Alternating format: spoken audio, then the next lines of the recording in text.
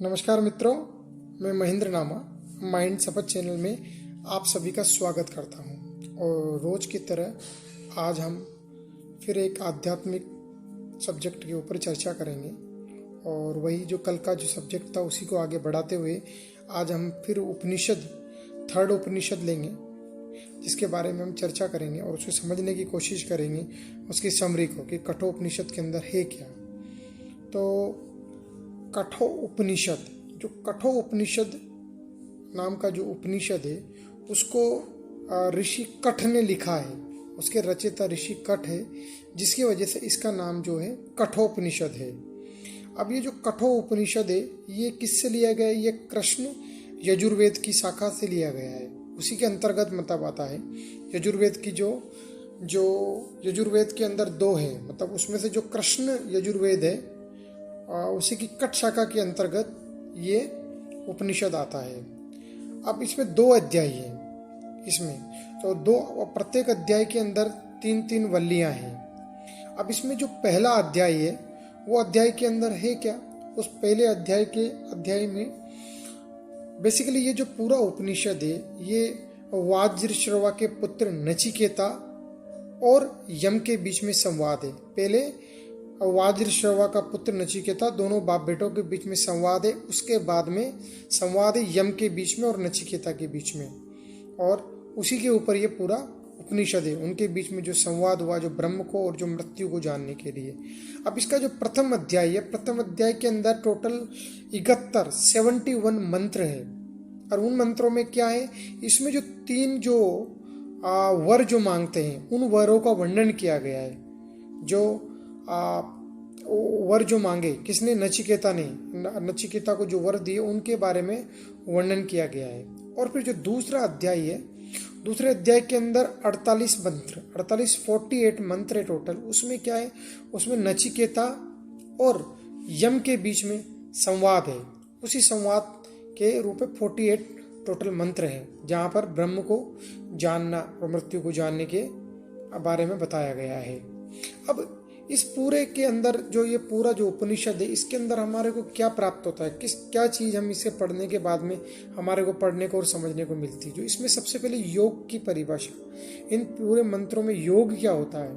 योग वो वाला नहीं जो आजकल पूरी चारों तरफ जो व्याप्त है, जो हम लोग योग के नाम पे जो एक्सरसाइज वगैरह कर रहे हैं, वो वाला योग नहीं। योग की परिभाषा क्या है? उसके बाद में जो आत्मा है, उस आत्मा की प्रकृति क्या है? फिर सत्य ज्ञान की महत्ता, मतलब सत्य ज्ञान क्यों आवश्यक है, इन सब का वर्णन किया गया है टोटल इसमें। दूसरी बात, इसमें अब आत्मा की प्राप्ति का वर्णन किया गया है और योग का वर्णन, कंप्लीट योग का वर्णन किया गया है।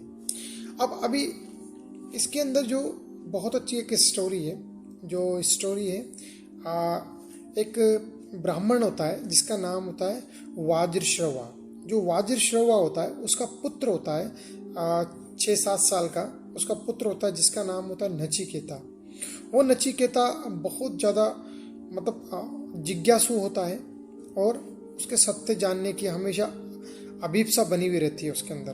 तो उसके जो पिताजी होते हैं, जो ब्राह्मण होते हैं, वो ब्राह्मण क्या करते हैं? विश्वजीत यज्ञ करते हैं। विश्वजीत यज्ञ होता क्या है? विश्वजीत यज्ञ इस तरह का होता है कि अपने सारे मोह बंधनों को काटने के लिए, अपनी सारी चीज़ों का जब कोई ब्राह्मण दूसरे लोगों को त्याग कर देता है, त्याग करने के लिए इस यज्ञ को किया जाता है ताकि वो अपने सारे मोह के बंधनों को काट सके। और ये स्वर्ग प्राप्ति के लिए किया जाता था पहले यज्ञ, मोह के सारे बंधनों को काटने के लिए। इसमें इंसान को सब कुछ छोड़ना पड़ता है, अपने पास जो भी धन संपदा, जो भी घोड़े गाय, जो भी चीज़ें हो उसके पास में, उन सबको छोड़ना पड़ता है। तो इस कहानी बड़ी बहुत फेमस कहानी है नचिकेता की। और ये जो नचिकेता एक्चुअली शब्द भी बड़ा अनोखा शब्द है। ये इतना कॉमन नाम नहीं है। अगर आप इस नाम के पीछे देखेंगे नचिकेता, तो अभी तक तो मैंने किसी का नाम सुना नहीं कि नचिकेता है। नचिकेता का मतलब होता है प्राचीन ऋषि, कोई प्राचीन ऋषि, या फिर अग्नि को भी नचिकेता बोला जाता है। अग्नि मतलब जो आपके अंदर की सारी चीज़ों को जला दे, सारे विकारों को जला दे, इस तरह की अग्नि होती है। तो इसके अंदर क्या होता है, जो पिता होता है जिनका नाम जो वाज्रश्रवा होता है, तो वो विश्वजीत यज्ञ का घोषणा करते हैं और विशुद्ध यज्ञ करते हैं। यज्ञ करने के बाद में 3 दिन तक, 2 दिन तक, 3 दिन तक यज्ञ चलता है। यज्ञ चलने के बाद में फिर जब वो अपनी सारी चीज़ों का दान करते रहते हैं, तो उनका बेटा बाकी के 2-3 दिन बहुत उत्साहपूर्वक अपने पिता के साथ उत्साहवर्धन करता रहता है। मगर बाद में क्या होता है, जब वो दान करने के समय देखता है कि उनका जो पिता है वो जो गायें होती हैं, गायों का जब दान उनको करना होता है तो वो उसी तरह की गायों का दान करते रहते हैं जो दूध नहीं देती है, जो मरी हुई रहती है, और जो अपनी ज़िंदगी, मरी हुई का मतलब जो बहुत वीक रहती है, और जो ऑलरेडी अपना सब कुछ मतलब जर्जर अवस्था में थी। तो इसी तरह की गायों का वो उसके पिताजी दान कर रहे थे। तो नचिकेता ये देखकर बड़ा दुखी होता है और उसको लगता है कि मेरे पिता जो कि सारे मोह को और सारे बंधनों को काटना चाहते हैं, वो खुद इन्हीं बंधनों में फंसे हुए हैं। जब वो सब कुछ दान करना चाहते हैं तो ये अच्छी गायों का करेंगे क्या? वो खराब गायों का खाली दान करके अच्छी गायों को अपने पास में रखकर, तो ये तो और बड़ा मोह है। तो नचिकेता बड़ा क्षुब्ध हो जाता है और अपने पिताजी के पास में बार बार में जाकर पूछता कि पिताजी, आपने गायां उसको दे दी, आपने ये अपनी जो भी दूसरी चीज़ें थी किसी दूसरे ब्राह्मण को दे दी, आप ये बताइए, मैं भी तो आपका पुत्र हूँ, आपका मोह है, तो आप मुझे किसे दान देंगे? तो उसके पिताजी कुछ नहीं कहते, मगर नचिकेता बार बार जाकर उसके पिताजी से यही सवाल करता है। तो जब वो यज्ञ करते रहते उसके पिताजी गुस्से में आकर बोलते कि जा, मैंने तेरे को मृत्यु को दान दिया, मैंने तेरे को यम को दान दिया, तू यम को। तो सारे लोग जितने भी यज्ञ थे सब सुनकर बड़ा आश्चर्य करते कि ऐसा कैसे हो गया। तो नचिकेता जैसा पुत्र हर पिता को नहीं मिलता, वो एक अलग ही तरह का पुत्र था। तो अपने पिता की आज्ञा का बोलता है कि ओके पिताजी, आपकी आज्ञा के अनुसार जो आपने मुझको यम को दे दिया, मृत्यु को दे दिया, तो मैं मृत्यु को पास जाता हूँ। तो वो नमन करके यज्ञ को, अपने पिताजी को नमन कर उसके पिताजी बड़े दुखी होते हैं कि क्या बोल दिया, और उसके नमन करके वो मृत्यु के पास जाता है। अब छोटा बच्चा क्या जाने मृत्यु के पास, तो वो पूछता कि मुझे मृत्यु के देवता से मिलना है। तो लोग शमशान में चले जाते हैं, वहाँ पर क्या है कि लाश जलती रहती है। तो वहीं पर जो सेवक होता है जो लाश को, तो बोलता है, अरे पुत्र तुम यहाँ क्या कर रहे हो, क्या लेने आए हो? तो बोलता है कि मुझे मृत्यु के देवता से मिलना है। तो उनको बड़ा आश्चर्य होता है, बोलते हैं नहीं जाओ, तुम्हारे घर वाले तुमको ढूंढ रहा है। मगर वो बोलता है कि नहीं, क्यों? बोला मुझे मृत्यु को से मिलना है। तो बोलता है कि मृत्यु के देवता तो है नहीं, मैं तो सेवक हूँ उनका, मृत्यु के देवता तो कहीं गए हुए। तो बोलता कोई बात नहीं, मृत्यु के देवता गए हुए, मैं उन्हीं का यहीं रुककर प्रतीक्षा करूंगा, और जब वो आएंगे तभी उनसे संवाद करके फिर जाऊंगा। तो ऐसा कहानी में ऐसा कहा जाता है कि 3 दिन तक नचिकेता भूखा और प्यासा उसी शमशान में रुका रहता है। तो फिर उनका जब सेवक जब यम को ये बात सुनाता कि एक ब्राह्मण का जो पुत्र है वो पिछले 3 दिनों से उसने अन्न जल कुछ नहीं खाया और आपसे मिल रहा है, तो यम उससे मिलने के लिए आते हैं और बोलते हैं, अरे ब्राह्मण पुत्र, और उससे बोलते हैं कि तुम यहाँ पर कैसे? तो ब्राह्मण पुत्र बोलता है कि मेरे पिता ने मुझे यम को दान कर दिया, जिसकी वजह से मैं यहाँ पर हूँ। तो बोलता है कि तो यम बड़े प्रसन्न होते हैं कि ये किस तरह का पुत्र है जो मतलब यम से, आज तक कोई भी व्यक्ति जिंदा कभी यम से नहीं मिल पाया, मुझसे नहीं मिल पाया यमराज से, ये जिंदा मुझसे मिलने की इच्छा। तो बोलता है कि तुमने 3 दिन तक मेरी प्रतीक्षा की, मैं तुम्हारे को 3 वरदान देता हूँ, तुम जो चाहो मुझसे 3 वर मांग सकते हो। तो बोलता कि उनके प्रणाम करके वो बोलता है कि 3 वर के रूप में पहला वर तो ये मांगता हूँ कि जब मैं यहाँ से वापस अपने घर जाऊँ तो मेरे पिता मुझे वापस जैसा का जैसे स्वीकार ले, जैसे उन्होंने मेरा त्याग किया है, वापस जाऊँ तो मेरा वापस स्वीकार ले मेरे को। दूसरा, मैं जितने भी जो दुख है उनसे कैसे मुक्त हो सकूँ उसके मुझे ज्ञान दीजिए, कि सारे दुख जो होते हैं इंसानों के, उन दुखों से कैसे मैं मुक्त हो सकता हूँ। तो बोलते तथास्तु दोनों। कि तीसरा बोलता है कि मुझे मृत्यु के सत्य को जानना है कि मृत्यु है क्या, जो सारी चीज़ों को छोड़ के चली जाती है। तो यम बड़े आश्चर्य, यम उसको समझाने की कोशिश कहते, नहीं पुत्र, कुछ और मांग लो, तुम घोड़े मांग लो, तुम सोना चांदी मांग लो, तुम सबसे सुंदर स्त्रियों को मांग लो, तुम हजारों सालों जीने वाला यशस्वी पुत्र मांग लो, अपने लिए लंबी आयु मांग लो, स्वर्ग मांग लो, सब कुछ मैं तुम्हारे को दे सकता हूँ, लेकिन ये मृत्यु का सत्य को जानने का वर ना मांगो। ये ऐसा सत्य है जिसको तो देवता तक नहीं जानते, मृत्यु को, सत्य को, मगर वो नचिकेता था। तो नचिकेता अपनी बात पे अडिग रहता है और वो जिद करने लगता है कि नहीं, मुझे तो मृत्यु के बारे में जानना है।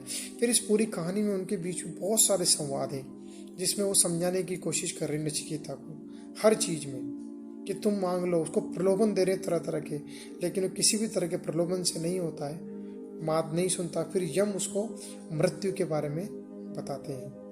और वो जो पहला उनका जो सेंटेंस होता है स्टार्ट यहीं से होता है कि जो मार्ग है वो श्रेय का और प्रेय का, ये दो मार्ग होते हैं। जो प्रेय का मार्ग होता है वो संसार का मार्ग होता है, वो मोह वाला मार्ग होता है, सुख वाला मार्ग होता है। और जो श्रेय का मार्ग है वो सत्य का मार्ग, वो ब्रह्म का मार्ग है। तो जो श्रेय के मार्ग पर जाते हैं वो ईश्वर को प्राप्त करते हैं, ब्रह्म को प्राप्त करते हैं, मृत्यु को प्राप्त करते हैं, मृत्यु से आगे चले जाते हैं वो लोग। मगर जो प्रेय का मार्ग, जो प्रिय, जो सुख का मार्ग लेते हैं वो संसार में चले जाते हैं, और संसार में वो सुख को इकट्ठा करने की हमेशा कोशिश करते हैं, और वो इसी के थ्रू वापस बार बार में जन्म और मरण में वापस बार बार इसी प्रक्रिया को दोहराते रहते हैं। तो इसके अंदर बहुत मतलब बड़े विस्तृत तरीके से पूरा ज्ञान बताया गया है। वो कौन सा ज्ञान? मृत्यु के बारे में, मृत्यु के बारे में कि मृत्यु क्या है, कैसे है, और ब्रह्म क्या है, ईश्वर क्या है। बहुत अच्छे तरीके से इसमें इतना अच्छा ज्ञान शायद किसी भी दूसरे उपनिषद में नहीं है जितना बढ़िया इस उपनिषद के अंदर एक संवाद के रूप में बताया गया है। तो यहाँ पर जो गुरु की भूमिका में वो यमराज है, और जो शिष्य की भूमिका में वो एक 7 साल का बालक नचिकेता है। तो ये संवाद बहुत लंबा चलता है, और बाद में बोलते हैं कि इसी से इनलाइटमेंट को प्राप्त हो जाता है नचिकेता। और नचिकेता जो है, इन दोनों का संवाद है। जब यम उसको गुरु बनकर जब शिक्षा देते हैं, किसकी शिक्षा? यही जो है ब्रह्म की शिक्षा, जो मृत्यु के पार जाने की शिक्षा, मृत्यु को जो बताते हैं, उसी के रूप में पूरा ये। तो उसमें वो बोलते हैं कि जितने भी जो कब इसमें नचिकेता इतने अच्छे अच्छे सवाल पूछता है उनसे, बेहतरीन। जब आप पढ़ेंगे इस उपनिषद को तब बहुत एक्चुअली लंबी वार्तालाप है, 71 और 48 कुछ इसमें मंत्र हैं। वो संस्कृत में, उसका हिंदी में बहुत अनुवाद है, तो इतने छोटे से वीडियो में मैं आपको समझा नहीं सकता हूँ, मगर बहुत सुंदर और बहुत ज्ञानवर्धक ये उपनिषद है। तो इसमें बताया गया है कि जो भोग होते हैं, भोग से जो इंद्रियों का जो तेज होता है वो कम होता है। और दूसरी चीज इसमें क्या बताया कि आत्मा को, इसमें बताया गया कि आत्मा जो होती है उसको, आत्मा या फिर सत्य, उसको तर्क से नहीं जाना जा सकता। हम क्या करते हैं कि जो साधारण इंसान होते हैं हर चीज को लॉजिक से जानने की कोशिश करते हैं, लेकिन वो बोलते हैं कि ये सब तर्क के परे है। इसमें बोलते हैं कि जो विषय होते हैं, जो विषय मतलब ये भी काम, क्रोध, मोह, ये सारे विषय, इन विषयों से श्रेष्ठ होता है। कौन श्रेष्ठ होता है? इन विषयों से श्रेष्ठ होती इंद्रियां, क्योंकि इंद्रियों को ये विषय होते हैं। और इंद्रियों से भी श्रेष्ठ क्या होता है? मन होता है। और मन से श्रेष्ठ क्या होती है? बुद्धि। और बुद्धि से सबसे श्रेष्ठ होती है हमारी आत्मा। तो जो मार्ग में आत्मा की तरफ लेते जाए वही उत्तम मार्ग है, वही श्रेष्ठ मार्ग है, इसमें बताया गया है। और अगर देखा जाए तो ये जो पूरी व्यवस्था है, ये जो सामाजिक व्यवस्था हमारी, जिसमें हम सारी चीज़ें करते हैं, विवाह, बच्चे पैदा करना और कामकाज के लिए नौकरी करना, ये करना, सारी जो व्यवस्था ये इस तरह से बनाई गई है, अगर आप देखेंगे ना, कि ये हमारे को सत्य से दूर कर देती है। हम हमारी रोज की लाइफ में उलझनों में इतना उलझ जाते हैं कि हमारे को सत्य वत्य का तो कुछ समझ ही नहीं रहता कि सत्य क्या है। इतना तो हमारे पास समझ ही नहीं पाते, और इतना टाइम भी नहीं होता कि हम जान सके सत्य क्या है। तो बड़ा सुंदर तरीके से और बड़ा ज्ञानवर्धक तरीके से इस उपनिषद में बताया गया है। और इसकी जो कहानी है उसको आप यूट्यूब पे बहुत सारे चैनल हैं, उसमें बहुत अच्छे से ये जो कहानी है, स्टोरी को पूरा मतलब पिक्चराइजेशन करके बताया गया है, जिसमें जो सवाल जो पूछता है नचिकेता यमराज से, और यमराज उनके जवाब देता है। तो ये कठोपनिषद है, जो कि एक मृत्यु, ये पहला बालक, पहला कोई व्यक्ति है जो कि जिंदा ही मृत्यु के पास गया हो। नहीं तो हमारे यहाँ पर बोला जाता है कि मृत्यु तक जाने के लिए मरना पड़ता है, लेकिन ये पहला बालक है जो जिंदा ही आता है और जिंदा जाके यमराज के साथ संवाद करता है।